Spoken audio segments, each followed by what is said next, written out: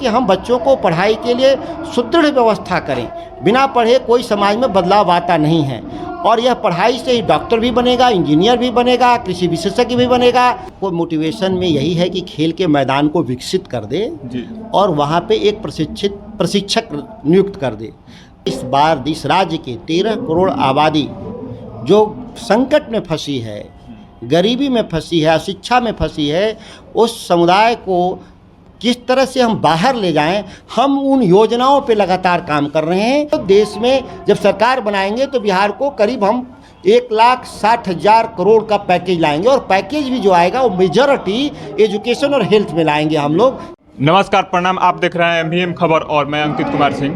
पहली बार मैं इस चैनल पर अपना ब्रॉडकास्ट लेकर आया हूं और पहली ही बार इस वक्त मेरे साथ जुड़ चुके हैं बक्सर जिला के भावी संसद प्रत्याशी सुधाकर सिंह जी। और सुधाकर सिंह जी से मैं ज़्यादा समय नहीं लेना चाहूँगा। मैं चाहूँगा कि जल्द से जल्द 2 या 3 मिनट में इनसे कुछ बातचीत हो और बक्सर के विकास के बारे में कुछ चर्चाएं हो जाए इनके साथ। तो सबसे पहले मैं सर के साथ से यही पूछना चाहूँगा कि आप एक प्लान होता है सर, मान लीजिए आप चुनाव में खड़े हो रहे हैं या चुनाव में आप आ रहे हैं, तो चुनाव में आने से पहले आप विकास के क्षेत्र में, मान लीजिए मेरा जो ड्रीम है उस ड्रीम में को आगे पूरा करने के लिए वो प्लान को मतलब कि हम कैसे एग्जीक्यूट करें कि वो प्लान को और आगे की तरफ ले जाकर उस क्षेत्र को विकास करें। तो बक्सर में विकास करने के लिए आपका क्या प्लान है? तो उस प्लान को सोच कर ही आप किसी सोच के साथ बक्सर में आए हुए, तो उसके प्लान हम लोग 2 चीज़ में बहुत स्पष्ट रूप से काम करते हैं कि कृषि क्षेत्र में हमको सुधार लाना होगा जिससे 80% के जीवन में उजाला आ सके, उनकी आय बढ़ सके। और जब आय बढ़ेगा तो उसके कई स्तर पे सोसाइटी के भीतर उसका असर होगा, जैसे कि उसका स्वास्थ्य सेवाएं सुदृढ़ होगा, शिक्षा के भी क्षेत्र में सुधार होगा, बच्चों को फीस देने के पैसे आते हैं किसानों के पास, या बीमार को इलाज कराने के पैसे आ जाते हैं किसानों के हाथ में। तो ये सबसे बड़ा प्लान है। अब कृषि क्षेत्र में बदलाव कैसे होगा, इसके लिए हमको मंडी कानून और मिनिमम सपोर्ट की गारंटी देना होगा, हर खेत तक पानी पहुंचाना होगा, हर खेत तक बिजली के कनेक्शन को देना होगा, जिससे कि हमारे उत्पादन भी बढ़े और हमारे जो उत्पादित जो सामान है उसका उचित मूल्य मिल सके। यह हमारे लिए सबसे बड़ा प्राइमरी एजेंडा है। दूसरा एजेंडा है कि हम बच्चों को पढ़ाई के लिए सुदृढ़ व्यवस्था करें। बिना पढ़े कोई समाज में बदलाव आता नहीं है और यह पढ़ाई से ही डॉक्टर भी बनेगा, इंजीनियर भी बनेगा, कृषि विशेषज्ञ भी बनेगा और जो भी समाज में पॉलिसी मेकर बने, राजनेता बने। तो ये पढ़ाई के मूल सुविधाओं को हम विकसित करने का काम करेंगे। देखिए सर, आपने बोला बच्चों की पढ़ाई लिखाई, मतलब कि जितने भी एजुकेटेड से लेकर रिलेटेड लेकर हर सवाल के बारे में, लेकिन बिहार से देखिए एक होता है सवाल कि खेल को लेकर बिहार में एक से एक स्पोर्ट्समैन भी है और बिहार भारत के लिए जाकर नाम रोशन भी कर रहे हैं, या फिर क्रिकेट के क्षेत्र में हो, फुटबॉल के क्षेत्र में हो, अदर प्रकार के भी गेम हो, एथलीट हो, जिस प्रकार के। लेकिन उस क्षेत्र में बिहार से और बक्सर ज़िले से बहुत कम ऐसे लड़के जाते हैं, क्योंकि बिहार के पास पहले बोर्ड था, अब पहले बोर्ड था, उसके बाद 2000 के बाद जब से झारखंड अलग हुआ उस वक्त से बोर्ड चला गया था, फिर 2018 में आया। तो उस वक्त के बाद 2018 से अभी तक उस तरीके से प्लेयर या फिर कोई लड़का उस क्षेत्र में आगे की तरफ नहीं जा पा रहा। आप नई पीढ़ी के हैं, याद करिए इसी बक्सर की भूमि के मझरिया के श्री राम सिंह देश के नहीं दुनिया के सबसे बड़े धावक थे, दुनिया के सबसे बड़े धावक थे। हमारे वो खेल के गुरु थे, उनके नेतृत्व में मैंने सीखा था खेल को।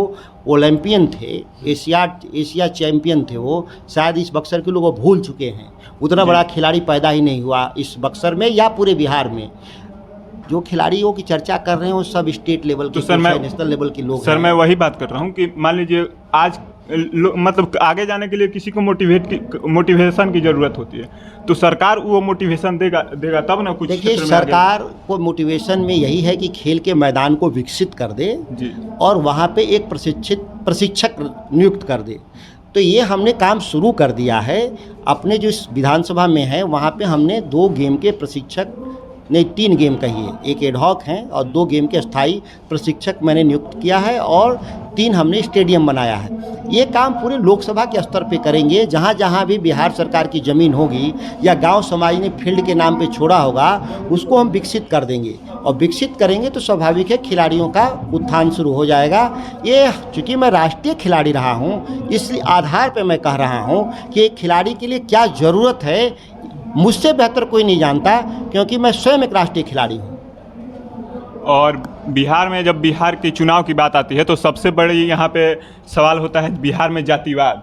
और बिहार में जातिवाद को देखकर, लेकिन आपको देखकर अभी तक मेरे को बक्सर ज़िला में जितना भी मैं घूमा हूँ, आपको देखकर कभी ये फीलिंग नहीं आया है कि जातिवाद को लेकर यहाँ पे वोटिंग होने वाली है? क्योंकि आपके साथ यादव, ब्राह्मण, मुस्लिम हर समुदाय के लोग आपके साथ जुड़े हुए हैं और उस पर आप क्या करना चाहेंगे? लेकिन अदर जगह पे देखने को मिल रहा है कि हर जगह पे जातिवाद कहीं ना कहीं आगे। बाकी लोग क्या करते हैं मैं नहीं जानता। मैं ये जानता हूँ कि मैं इस बार इस राज्य की 13 करोड़ आबादी जो संकट में फंसी है, गरीबी में फंसी है, शिक्षा में फंसी है, उस समुदाय को किस तरह से हम बाहर ले जाएं, हम उन योजनाओं पे लगातार काम कर रहे हैं।